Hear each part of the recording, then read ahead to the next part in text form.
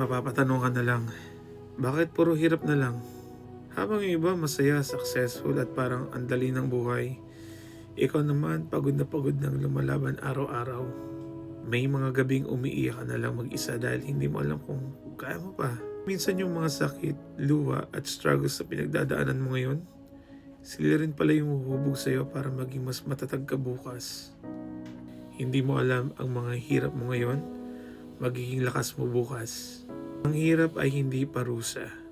Minsan akala natin pinaparusahan tayo ng buhay dahil sunod-sunod ang problema. Pero ang totoo, may mga pagsubok na dumarating para turuan tayo maging matatag, matyaga at matapang na harapin ang buhay. Ang mga luha mo ay may dahilan. Bawat iyak, rejection, failure at heartbreak may lesson na dala.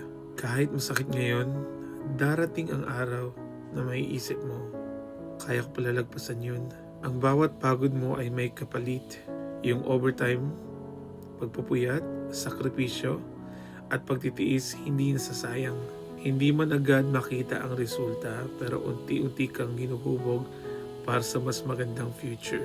Ang mga pagkakamali mo ay hindi katapusan. Normal magkamali, normal madapa, pero hindi ibig sabihin nun wala ka ng kwenta.